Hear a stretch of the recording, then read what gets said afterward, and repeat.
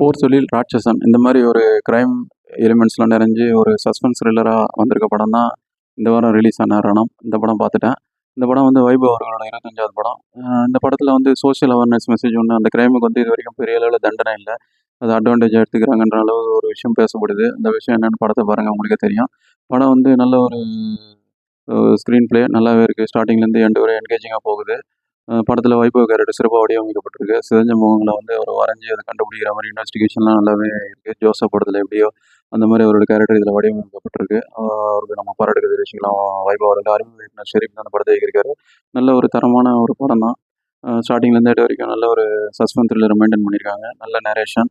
மைனஸ்னு பார்த்தா ஒரு 15 நிமிஷம் 20 நிமிஷம் ஃப்ளாஷ்பேக் வர நந்திதாஸ் வித் ஃப்ளாஷ்பேக்கை குறைச்சிக்கலாம். மற்றபடி இது தேட்டர்களில் பார்க்கக்கூடிய நல்ல ஒரு சிறப்பான ஒரு அபோவ் ஆவரேஜ் படம் தான். One time watchable. ஓடிடியில் வரும்போது கண்டிப்பாக கொண்டாட படம். இந்த படம் பிடிச்சிருந்தா இந்த படம்